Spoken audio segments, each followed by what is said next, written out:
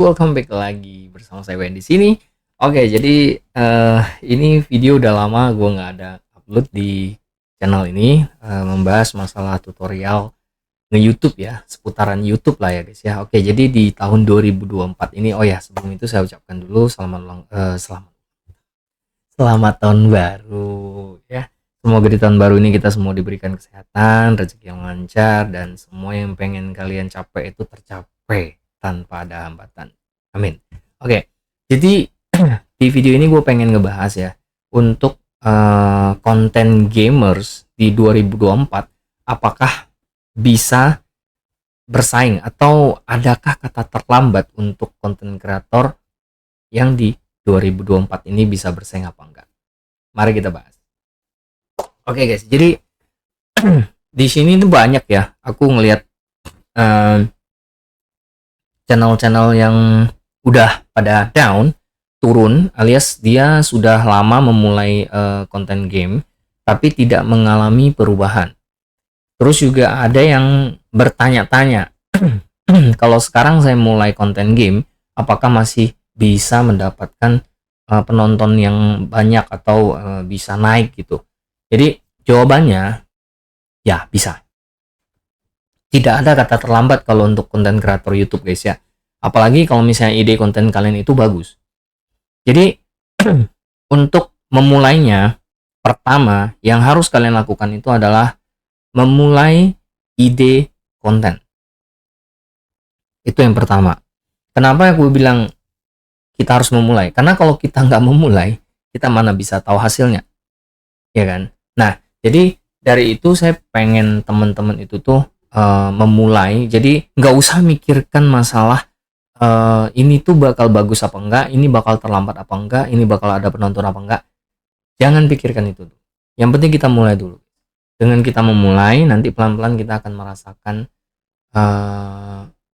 feel dari kita ngebuat konten itu tuh nanti kita maunya kemana. Ini bisa gue lanjut apa enggak. Jadi kita tuh ngebangun kepercayaan diri kita dulu sendiri, baru kita tentukan. Oke, itu yang pertama ya. Memang itu penting banget ya. Jadi yang pertama itu kalian harus bisa memulainya dulu. Nah, poin yang kedua, kalian harus sambil menjalankan konten itu, kalau untuk basic kontennya, kalau kita pertama kali ngupload itu di YouTube, usahakan, pokoknya intinya gini guys, kalian kalau ngemulai itu jangan ngelihat subnya naik apa enggak. Jangan di refresh setiap hari guys. Jangan setiap hari di refresh, udah ada penonton belum ya, udah ada sub belum ya. Jangan guys, jangan, karena itu nanti bisa membuat mental kalian tuh nggak bisa meneruskan, karena kalian sudah terfokus ke yang lebih tinggi, viewsnya itu lebih tinggi daripada yang kalian mengharapkan. Jadi kayak sesuatu yang kamu harapkan udah tinggi banget, pas kamu udah try hard ya, udah mencoba lebih keras tapi nggak mendapatkan hasil yang kalian mau, tidak sesuai dengan ekspektasi, akhirnya down mental. Di situ yang membuat banyak YouTuber yang baru mulai baru seminggu udah nggak kelihatan lagi, karena dia udah capek. Memulai seminggu itu nggak dapat hasil apa-apa. Kalian tahu nggak guys, sekelas PewDiePie, sekelas kayak YouTuber kayak yang udah di atas sana, yang gamer-gamer itu mereka tidak memulai dengan 1 minggu 2 minggu udah bisa naik. Nggak, mereka butuh tahunan. Mereka butuh ratusan video, mereka butuh ribuan video untuk bisa mendapatkan posisi yang mereka sekarang tempatin. Yaitu dengan jumlah jutaan views, jutaan subs ya. Itu nggak didapatkan hanya dengan instan. Jadi mereka itu butuh proses. Ya, jadi yang kedua yang saya mau tekankan adalah pokoknya konsistensi. Kalian harus terus saja untuk mengupload, cari ide konten yang memang lagi viral. Kalau memang kalian nggak tahu gimana cari viralnya, banyak sekali aplikasi ataupun source media yang bisa kalian pakai untuk mencari ide-ide konten. Contoh, vidIQ. vidIQ kalian bisa ngeriset, ya kan? Kira-kira kata kunci game-game yang banyak yang ditonton orang, persentasenya juga kalian bisa lihat di situ. Terus juga kalian bisa menggunakan research source dari YouTube sendiri. Jadi kalian bisa ngetik game apa aja yang ada di bar search, ya, terus kalian cari ya game yang lagi rame, ya itu kalian bahas. Dan juga ada ide-ide konten seperti kayak kalian bisa cari di berita-berita berita-berita game-game terbaru yang baru keluar. Nah, itu bisa kalian jadikan sebagai konten di channel kalian. Nah, itu semua sudah ada. Tinggal kita menjalankannya. Memang ini agak membosankan ya. Di step yang kedua ini memang agak membosankan. Kenapa gue bilang membosankan? Pertama, kalian pasti malas untuk nge-research. Sebenarnya nge-research itu penting untuk channel kita. Kalau kita nggak nge-research perkembangan channel kita nggak akan tahu sebenarnya apa yang diinginkan penonton di channel kita. Terkadang gue ngeliat ya, di satu channel itu dia udah ngupload banyak banget video. Dan ada beberapa video yang meledak. Sayangnya, yang punya channel tidak menyadarinya bahwa penonton itu lebih suka tipe yang seperti ini. Konten yang seperti ini. Yang sudah dapat banyak penonton, sudah dapat banyak subscriber, tapi dia tidak meneruskan konten yang disukai sama penontonnya. Nah, itu gunanya research. Ya, research itu gampang. Kalian tinggal masuk ke dekat channel studio kalian, ya, terus dekat konten analistik. Terus kalian bisa ngelihat di 90 hari. 90 hari nanti dekat paling bawah itu kalian summers. Ya, kalian bisa lihat itu intensitas dari penonton itu banyaknya di konten mana, dan kalian bisa ngelihat perkembangan kliknya, tonton durasinya, part yang mana yang mereka suka. Nah, itu bisa kalian olah dan kalian olah dan kalian olah dan kalian kembangkan lagi. Kembangkan lagi untuk source video itu. Memang tidak sulit, memang tidak mudah ya.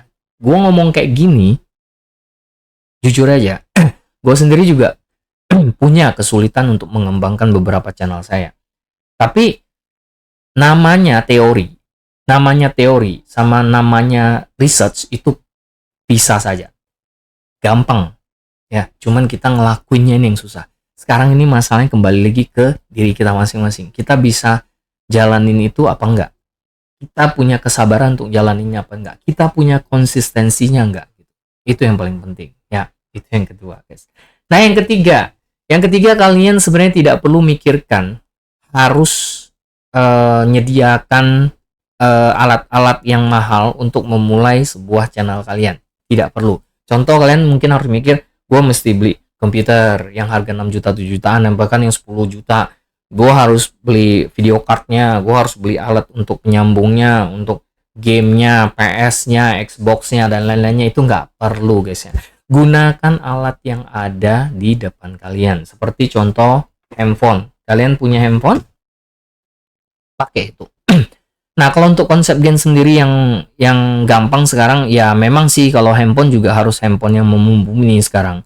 Rata-rata yang bisa kalian gunakan itu ya rata-rata pasti handphone RAM di atas 8 ya kan, dengan spek yang mungkin memumpuni untuk bermain game seperti Mobile Legends, PUBG, dan lain-lainnya gitu kan. Nah, kalau untuk masalah editing, kalian bisa menggunakan beberapa aplikasi kayak KineMaster, CapCut, ya banyak. CapCut sekarang gratis, bisa kalian gunakan. Di situ kalian bisa sekreatif mungkin untuk ngebuat efek, membuat visual supaya konten kalian tuh kelihatan lebih menarik. Itu guys. Jadi yang ketiga ini, kalian tidak perlu melengkapi staff kalian semahal mungkin untuk bisa membuat konten yang bagus. Ada kok sampai sekarang ini yang channel orang udah jutaan subs tapi dia masih menggunakan device. Dia masih menggunakan aplikasi gratis-gratis untuk ngedit. Yaitu karena kontennya itu bagus. Dan ingat guys ya, kayak sekelas PewDiePie kalau lihat ya, dia tuh tidak punya skill bermain game. Maksudnya itu skill yang sekelas pro gitu, enggak. Orang suka ngeliat kontennya itu karena reaction-nya. Reaction dari raut mukanya, nge-reaction kejadian-kejadian di dalam sebuah game yang dia mainkan, itu yang disukai orang. Jadi orang itu lebih ngelihat reaction-nya kebanding mereka tuh butuh hiburan. Jadi jangan kalian ngebuat konten ya, tapi muka kalian flat. Muka kalian kayak main game.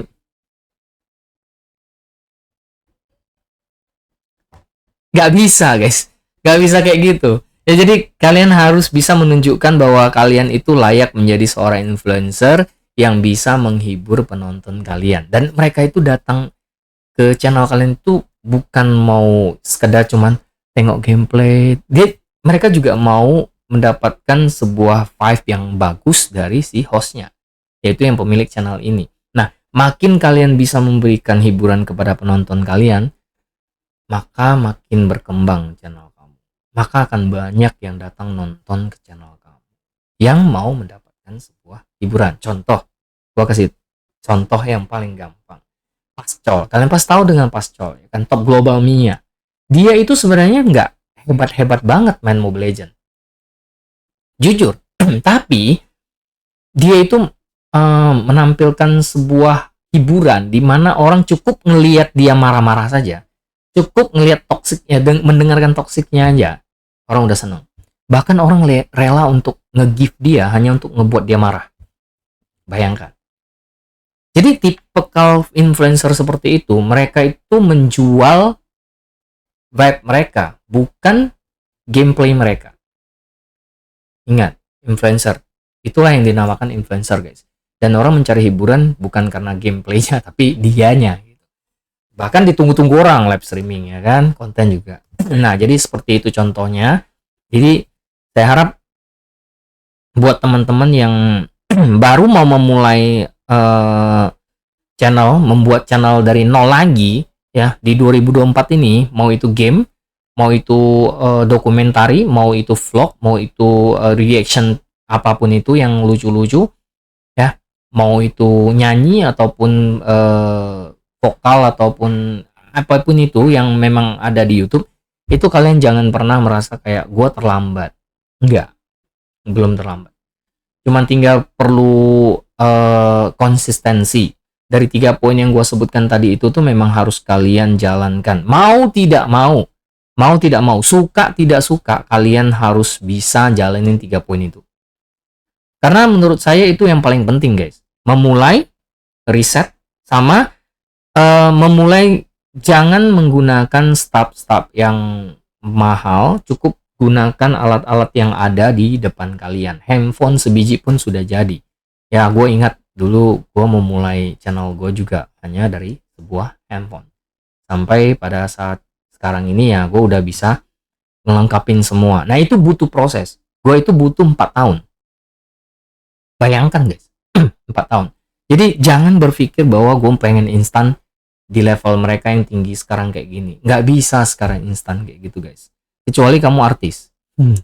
Artis pun butuh waktu ya. Artis pun butuh waktu untuk dikenal. Jadi memang kembali lagi semua, jangan kalian compare. Kalian boleh compare, kalian ambil ilmunya. Oh iya, di sana dia hebat kayak gini. Gua nggak bisa, gua harus bisa. Gua belajar. Itu. Tapi jangan compare kayak, aduh, gua kenapa nggak bisa kayak dia ya? Aduh, dia udah tinggi kayak gini, view-nya jutaan, gua view-nya cuma ratusan. Jangan, itu bisa membuat kalian malah mundur, bukan maju. Ingat itu, guys. Jangan nge-compare. Jangan nge-compare channel apapun yang bersangkutan dengan kamu, yang lebih tinggi dari kamu, itu boleh kamu ambil ide kontennya, tapi jangan di-compare masalah view sama subs-nya. Itu nggak boleh. Itu bisa membuat kalian mundur. Ya, oke. Jadi, untuk pesan terakhir saya di video Kak hari ini, gue pengen nyampein aja buat teman-teman, apapun yang kalian lakukan di YouTube, lakukanlah dengan senang hati. Lakukanlah dengan memang hobinya kalian. Ya, jadi memulai sesuatu di YouTube itu jangan langsung mikirkan kayak gue mesti gajian, gue mesti harus dapat duit banyak kayak gini, jangan. Karena sesuatu itu tuh di YouTube memang nggak bisa instan, seperti yang gue sebut tadi. So, jangan lupa poin 1, poin 2, poin 3. Silakan coba, dan kalau memang ada pertanyaan-pertanyaan yang mengenai masalah technical setting atau apapun yang kalian mau tanyakan seputar YouTube, silakan kalian tinggalkan komentar di bawah video ini dan saya tunggu dan akan saya buatkan video berikutnya. Saya Wan mau pamit, sampai jumpa lagi.